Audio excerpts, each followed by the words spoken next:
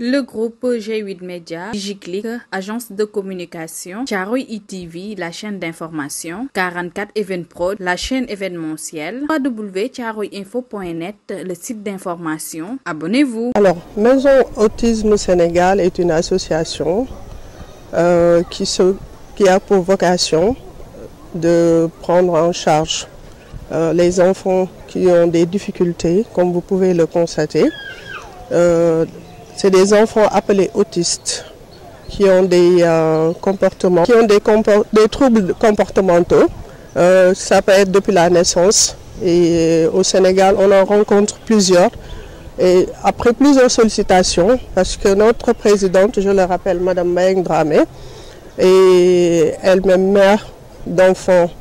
atteints d'autisme. C'est pour cette raison d'ailleurs qu'elle s'active pour justement l'amélioration des conditions de ces enfants. Et aujourd'hui, on a tenu une activité de lancement de cette association au mois de janvier 2025 dans un hôtel de la Place qui a lancé officiellement cette association qui vise vraiment à faire la promotion, à améliorer, à soulager en fait les parents dans la prise en charge de ces enfants atteints de troubles comportementaux. Alors, c'est vrai qu'aujourd'hui, on est là au parc de Hann pour justement faire profiter à ces enfants-là dont vous avez parlé, des moments qu'ils n'ont pas souvent la chance d'avoir chez eux, parce qu'avoir des enfants autistes, ce n'est pas toujours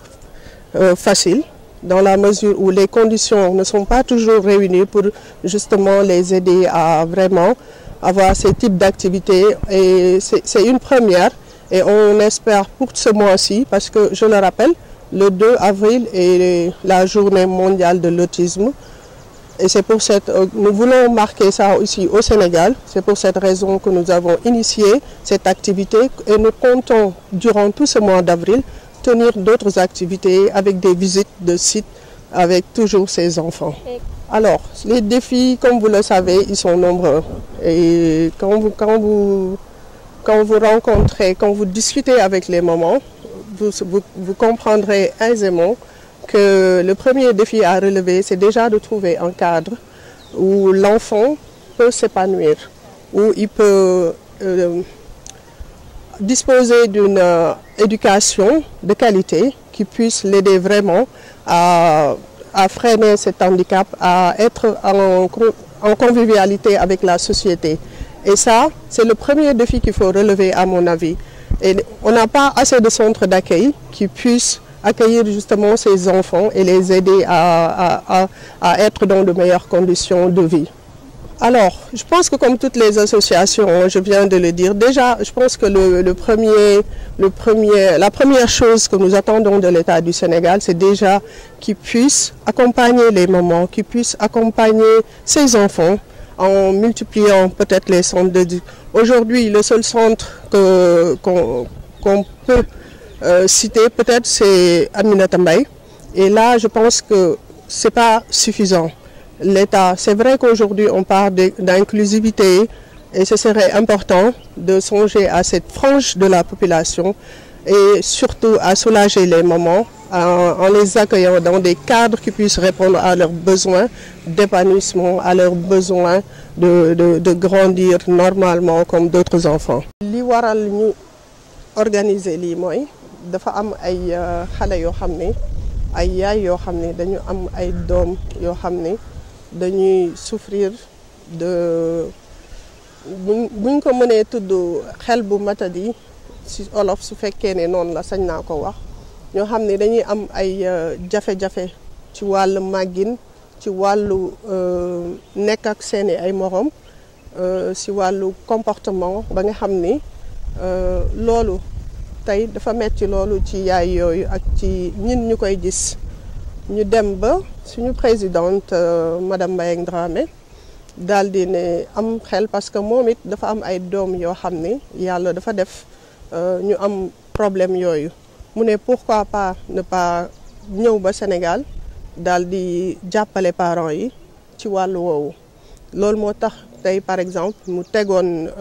association bi nga xam ne lancé nañ ko le 11 janvier 2025 dans un hôtel de la place bi ñu ko lancé nag ñu bëri jàpp nañ ci ay bonne volonté et peut-être c'est le moment aussi de les inviter encore à soutenir l'association ci wàll bu bëri donc loolu moo taxoon tey ñu organiser journée bi pour génne xale yi ñu nekk fii au parc Hann mais durant tout le mois je pense que dinañ ci delluwaat def yeneen activités yi ñu prévoir maanaam visiter yeneen sites comme Gorée lépp ànd ak xale yi dund ko ak ñoom et puis voilà pour leur permettre au moins si journée mondiale autisme bi nga xam ne le 2 avril lañ ko doon célébrer ñu marqué ko déjà mais aussi ñu dundal leen bégal leen foo ak ñoom ànd ak. waa jafe-jafe yi nag bëri na parce que tey par exemple rek man exemple bu ma lay jox pour que ñu mën a ñëw fii sax c'était pas évident maman yi par exemple kenn ku ci nekk mënul ñëw rek tëb indi doomam donc il a fallu qu'on s'organise seen déplacement déjà c'est difficile seen yor ci kër gi c'est pas évident seen yor leen ci kër gi c'est pas évident parce que li ñuy laaj la en termes d'énergie en termes de jàppale en termes de seen jàng en termes de yeneen ak yeneen surtout même bu dee jigéen aussi foofu dina xaw a délicat parce que jigéen ku ne xam na ne bu tolloo fenn am na ay lu war ci moom loolu yëpp ay maman di ko jànkonteel wàllu garab yi wàllu lépp donc loolu day nekk na lu ñu gën a yitteel ba nga xam ni association bi teg nañ ko pour jàppale maman yooyu et puis voilà défi yooyu daal la ñu gën a rencontrer aujourd'hui ku ne xam na ni état mooy premier partenaire boo xam ne bi ci wàllu éducation buñ ne éducation yar la école tout ça yaru kër gi yar école bi maintenant cadre yi nga xam ne centre d'accueil la mun doon wala leneen ak leneen état bi foofu lañ koy xaar maanaam mu permettre tey yaay bu jug am doom bu mel noonu ñu mën ko orienter ci centre yooyu mu mën fa dem daal di fa fekk lépp li nga xam ne lii ay jumtuwaay la yoo xam ne xale yi dinañ leen mën a dalal dinañ leen mën jàngal dinañ leen mën a yar ci ni mu waree tout en tenant compte de ñoom handicap bi ñu am loolu mooy première chose bi nga xam dinañ koy xaar ci état bi peut-être deuxième chose mooy aussi mu jàppale association yi fi nekk parce que du bii rek peut-être ñun ñoo mujjee juddu am na yeneen yu fi nekk te ku nekk mu ngi bay waaram donc état bi tamit peut-être jéem a